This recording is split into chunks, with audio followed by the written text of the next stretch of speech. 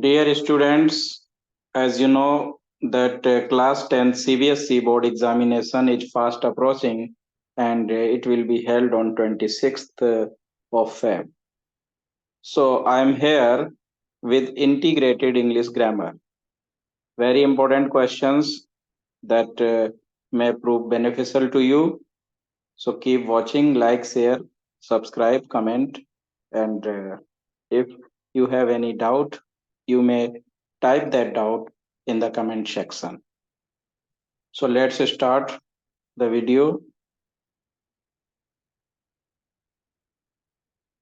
देखिए आपके English grammar के जो क्वेश्चंस हैं क्लास 10th में जो पूछे जाएंगे 12 क्वेश्चंस आपसे पूछे जाएंगे और उन 12 में से आपको 10 अटेम्प्ट करने हैं कोई भी 10 मार्क्स की इंग्लिश ग्रामर आपकी है।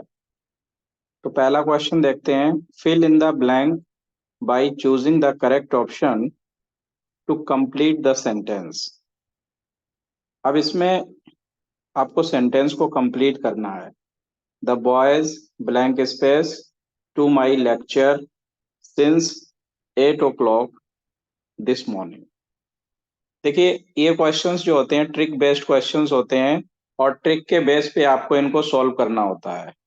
जैसे इसमें ये सिंस दिया हुआ है, तो जब भी आपको सेंटेंस में सिंस या फॉर ये इंडिकेटर मिल जाएं, ये इंडिकेटर होते हैं आपके परफेक्ट कंटिन्यूअस टेंस के। और यहाँ पर दिस मॉर्निंग लिखा हुआ है, the boys have been listening to my lecture since 8 o'clock this morning. This morning मतलब आज सुबह 8 बजे से लड़के मेरे लेक्चर को सुन रहे हैं। तो इसमें जो है ना यूज होगा present perfect continuous. Present perfect continuous का यूज होगा क्योंकि सिंस और फॉर का यूज हुआ है। वर लिसनिंग होगा नहीं और हैड बीन लिसनिंग इसलिए नहीं होगा क्योंकि दिस मॉर्निंग की बात है, तो इसलिए आपका आंसर हो जाएगा बी, हैव बीन लिसनिंग। इसको आप टेंस बेस्ड क्वेश्चन भी कह सकते हो। नेक्स्ट क्वेश्चन देखते हैं। देखिए जो अगला क्वेश्चन आया है ये नरेशन से रिलेटेड है। Read the conversation between a mother and her daughter, complete the sentence by reporting daughter's reply correctly. अब मदर ने पूछा why are you looking so worried. तो देखिए जब भी नरेशन से रिलेटेड क्वेश्चन आता है तो उसमें इंटेरोगेटिव सेंटेंस से रिलेटेड और असर्टिव ये दो तरह की ज्यादातर आपके एग्जाम में पूछी जा रही हैं, तो इन्हीं को आप समझ लें। ये पहला सेंटेंस मदर, ये कॉलन जो होता है इसको कॉलन को आप ये मान लें कि ये सेट टू है, ऐसा इसको मान लें आप, क्योंकि सेट टू जैसे टोल्ड में बदलता है या क्वेश्चन जब होता है तो आस्ट में बदल जाता है। तो मदर ने अपनी डॉटर से पूछा, मदर आस्क्ड हर डॉटर, ये बनाया हुआ है। अब क्वेश्चन हमारे दो प्रकार के होते हैं, हेल्पिंग वर्ब से शुरू होने वाला और क्वेश्चन वर्ड से शुरू होने वाला। तो ये जो क्वेश्चन है why are you looking so worried, ये WH फैमिली से स्टार्ट होने वाला है, इसलिए क्वेश्चन वर्ड ही आ गया, कॉलन की जगह क्वेश्चन ही आ जाएगा वाई। फिर सबसे पहले हम ये यू किसके लिए आया, डॉटर के लिए, तो हमने सी कर दिया। अगर डॉटर की जगह सन होता तो ही कर देते। फिर टेंस चेंज, एजेएमआर की जगह वॉज हो जाता है, वॉज कर दिया। लुकिंग वेरी वरीड, ये इन्होंने बना रखा है। अब डॉटर ने कहा, जब भी देखो क्वेश्चन पूछा जाएगा तो उसका रिप्लाई दिया जाएगा, द डॉटर रिप्लाइड दैट। अब इसमें लिखा है कि my exams are fast, my exams are approaching, my exams are approaching ये दिया गया है। तो माई एग्जाम्स का क्या हो जाएगा, माई एग्जाम का हो जाएगा, माई किसके लिए आया, डॉटर के लिए, तो माई का हो जाएगा हर एग्जाम्स, हर एग्जाम्स। और आर का क्या हो जाएगा, वर, हर एग्जाम्स वर अप्रोचिंग, APPROACHING। तो इस तरह से कभी वो क्वेश्चन बनवाते हैं, कभी असर्टिव का बनवा लेते हैं। असर्टिव अगर सेंटेंस होगा और उसका नरेशन हमें बनाना होगा तो दैट से कनेक्ट होता है। इंटेरोगेटिव का होगा तो क्वेश्चन वर्ड या इफ से। अगर क्वेश्चन वर्ड लगा हुआ है तो क्वेश्चन वर्ड आएगा, नहीं तो इफ आ जाएगा। Let's have a look at next question. देखिए ये जो क्वेश्चन है मॉडल से रिलेटेड आया। मॉडल, नरेशन, डिटर्मिनर और टेंस, सब्जेक्ट वर्ब अग्रीमेंट, ये तीन चार टॉपिक ऐसे हैं इन्हीं से क्वेश्चंस आ रहे हैं आपके एग्जाम में। तो क्वेश्चन है select the correct option to fill in the blank for the given line. I blank space rather die than join the gang of terrorist. अब इसमें एक कुड मॉडल दिया गया है। कुड की हिंदी होती है सका, और ये कैन का पास्ट होता है। और कुड के बहुत सारे यूज हैं। शुड, ये जनरल एडवाइस के लिए आता है। इसकी हिंदी होती है चाहिए, ये जनरल एडवाइस के लिए आता है। कैन, ये एबिलिटी को शो करता है, सकता है। और आप एक चीज ध्यान रखें, ट्रिक, ये जो जैसे रेदर दिया है तो वुड रेदर का प्रयोग होता है। वुड रेदर का ये प्रेफरेंस को दिखाने के लिए इसका प्रयोग किया जाता है। रेदर आए और उससे पहले अगर हमें मॉडल लगाना है तो वुड मॉडल आता है रेदर से पहले। ये एक ट्रिक बता दे रहा हूं आपको कि रेदर से पहले मॉडल कौन सा आएगा, वुड। और इसका मतलब है कि मैं अधिक पसंद करूंगा, आई वुड रेदर डाई, मर जाना अधिक पसंद करूंगा बजाय कि टेररिस्ट के गैंग को ज्वाइन करने के। तो आपका ये आंसर होगा वुड। और भी ये जो शुड है, शुड के साथ और भी चाहिए का अर्थ देने वाले तीन मॉडल होते हैं हमारे। जैसे मस्ट है, मस्ट की भी हिंदी चाहिए होती है, लेकिन ये कंपल्सन के लिए आता है। ये किसके लिए आता है, कंपल्सन के लिए आता है। जैसे कोई बहुत जरूरी काम है जिसके बिना ना करने पे हम प्रॉब्लम में आ सकते हैं, जैसे we must obey traffic rules. और ought to जो है वो मॉरल ड्यूटी के लिए आता है। ought to किस लिए आता है, ये मॉरल ड्यूटी के लिए आता है। मॉरल ड्यूटी, मॉरल ड्यूटी के लिए हमारा ought to आ जाता है। जैसे we ought to respect our teachers, we ought to respect our elders, इस तरह से।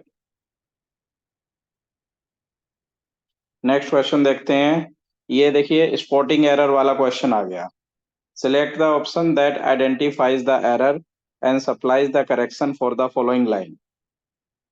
ए little political thinkers think that liberty and equality can't go together। अब देखिए इसमें जब भी एरर होती है, अब ये ऑप्शन दिए हैं, क्या मतलब कौन सा वर्ड गलत है और उसकी जगह सही वर्ड आपको सप्लाई करना है। तो आप गैस कर सकते हैं आंसर को। अब देखिए पॉलिटिकल थिंकर्स, ये क्या है, काउंटेबल नाउन है। पॉलिटिकल थिंकर क्या है, काउंटेबल नाउन, ऐसा नाउन है जिसको हम गिन सकते हैं।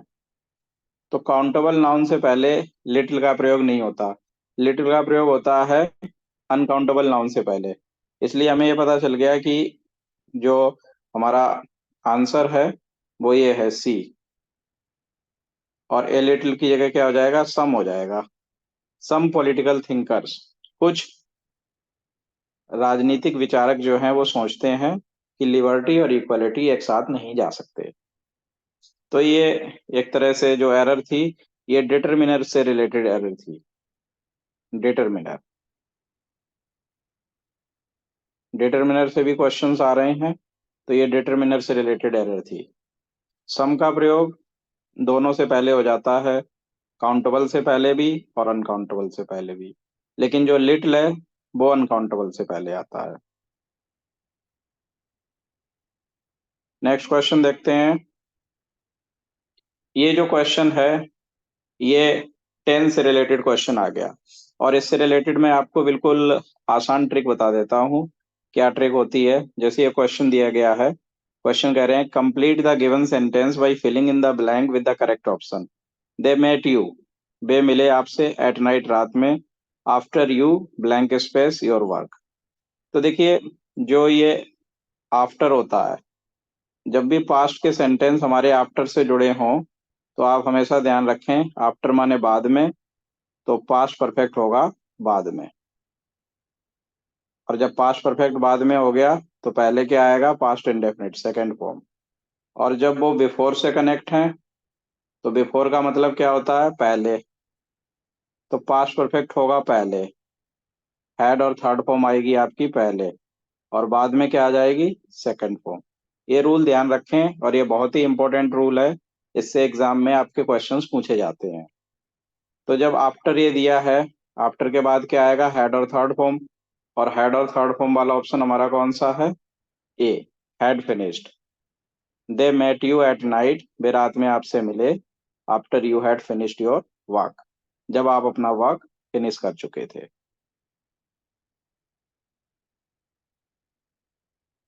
Question number 6, fill in the blank by using the correct form of the word in the bracket.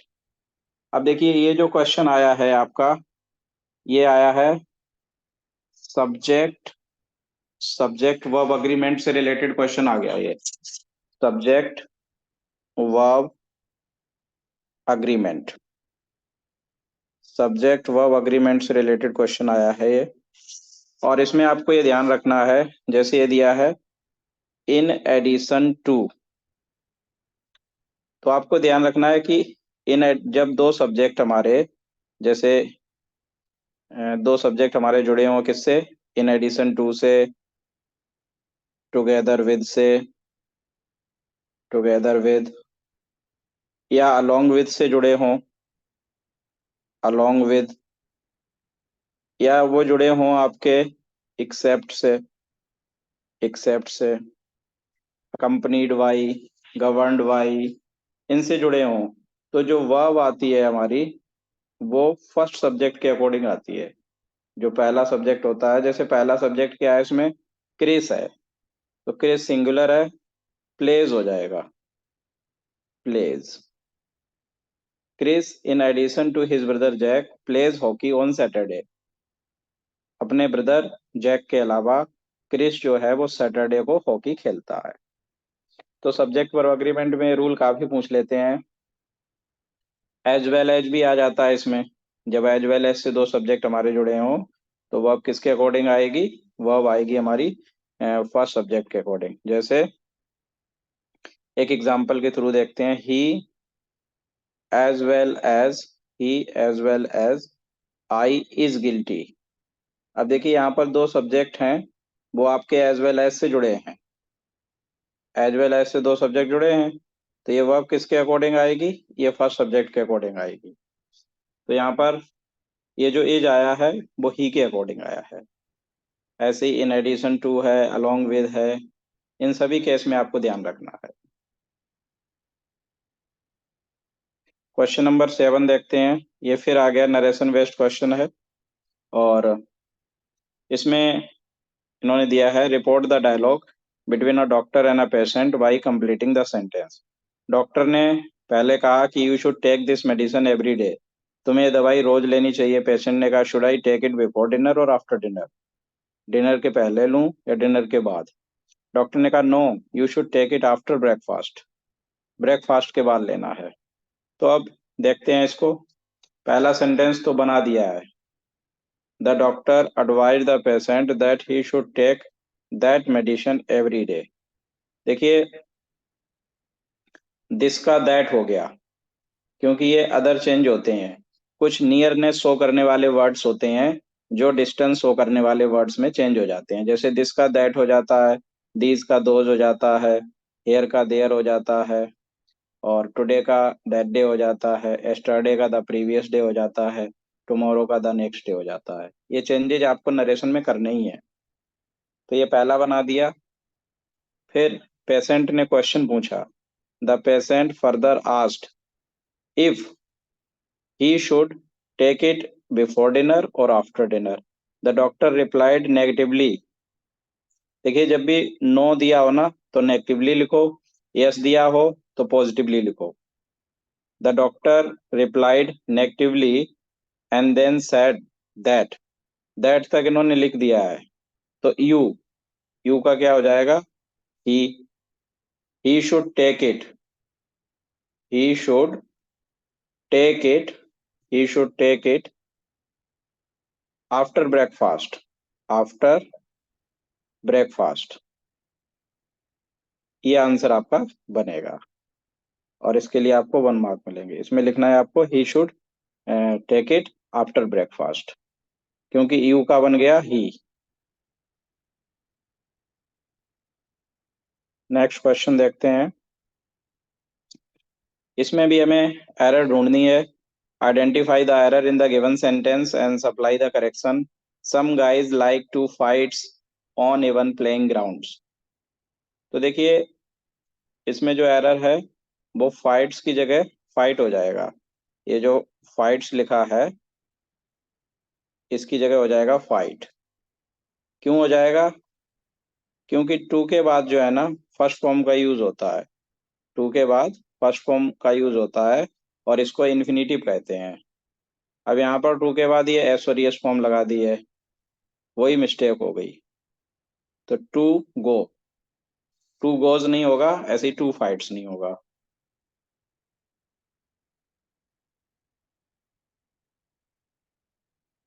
Next देखिए, ये क्वेश्चन, अब इसमें transform the following direct speech into indirect speech या रिपोर्टेड स्पीच, उसमें इसको बनाना है। He asked will you be coming. तो देखिए, जब इसमें ऑब्जेक्ट दिया नहीं होता है तो हम ये मान लेते हैं कि उसने मुझसे पूछा। ही आस्क्ड मी लगा लेते हैं। फिर ये जो कॉमा इन्वर्टेड कॉमा होता है इसकी जगह इफ या वेदर आता है अगर क्वेश्चन वर्ड नहीं है। ये विल से शुरू हो रहा है इसलिए इफ लग गया। फिर ये यू जो है मी के अकॉर्डिंग आई बन गया और विल का क्या हो जाएगा? वुड हो जाएगा। I would be coming, I would be coming. ये इसका आंसर हो गया। लास्ट क्वेश्चन देख लेते हैं। 12 क्वेश्चन हैं, तो क्वेश्चन नंबर 10 देखते हैं पहले। Identify the error in the given sentence and supply the correction. इसमें भी आपको करेक्शन ढूंढनी है। My class teacher told me that I can work hard. मेरे क्लास टीचर ने मुझे बताया कि मुझे हार्ड वर्क करना चाहिए या मैं हार्ड वर्क कर सकता हूँ। देखिए, एरर जो है इसमें ये कैन की एरर है। क्योंकि कैन की एरर इसलिए है क्योंकि यहाँ पर ये टोल्ड जो है ना ये सेकंड फॉर्म है और सीक्वेंस ऑफ टेंस का रूल होता है कि जब पहले सेकंड फॉर्म आ जाए तो फिर आगे पास्ट की ही फॉर्म्स आती हैं, अगर वो यूनिवर्सल ट्रूथ नहीं है तो। यूनिवर्सल ट्रूथ है तो अलग बात है, अदरवाइज आगे भी फिर पास्ट ही आएगा। तो यहाँ पे कैन नहीं आएगा, क्या आएगा? कुड हो जाएगा। कैन का कुड कर देंगे कि मेरे क्लास टीचर ने मुझे बताया कि मैं मेहनत कर सकता हूँ। इसको सीक्वेंस ऑफ टेंस की एरर कहते हैं। नेक्स्ट क्वेश्चन देखते हैं। ये भी रिपोर्टेड स्पीच से आ गया। इसमें राधा और शिखा के बीच में बातचीत हो रही है। राधा ने कहा do you know how to swim. Shikha ने कहा yes I know, I have learned it during this summer vacation. तो Radha asked Shikha if she knew how to swim, then Shikha replied in affirmative. देखो यस लिखा है ना, तो अफर्मेटिव हो गया। एंड ऑल्सो एडिड दैट, तो जो ऐड किया वो ये है आई have learned it during this summer vacation, I have learned it during this summer vacation. तो आई का शिखा के अकॉर्डिंग सी हो जाएगा और हैड का हैव का हैड हो जाएगा। सी had learned it during that summer vacation. तो सी हैड लर्न वाले ऑप्शन, ये देखो बी तो है नहीं क्योंकि इसमें हैज लिखा है, इसमें है, ये तो कैंसिल हो गए। और ये डी इसलिए कैंसिल हुआ क्योंकि इसमें हैड के बाद फर्स्ट फॉर्म दी गई है, इसलिए आपका आंसर हो गया A, she had learned it during the summer vacation. जिसका दा भी हो जाता है और दैट भी हो जाता है, तो ये आंसर आपका करेक्ट होगा। नेक्स्ट देख लेते हैं। ये भी स्पॉटिंग एरर से रिलेटेड क्वेश्चन आ गया कि every people went to welcome the Indian cricket team. अब देखिए एवरी जो है ये डिटर्मिनर से रिलेटेड एरर है। ये एरर किससे है? डिटर्मिनर से रिलेटेड एरर आ गई आपकी, डिटर्मिनर। अब इसमें क्या है, एवरी जो है ना, ये इसके बाद सिंगुलर नाउन आता है। एवरी के बाद सिंगुलर नाउन आएगा। एवरी के बाद सिंगुलर नाउन आएगा, तो हम क्या करेंगे, एवरी की जगह सम कर देंगे। एरर क्या हो जाएगी? एरर हो जाएगी एवरी, और इसकी जगह कर देंगे सम। तो हो जाएगा some people went to welcome the Indian cricket team. तो dear students, I hope these questions will prove very helpful for your upcoming exams. Keep watching, like, share, comment, and subscribe the channel. Thank you.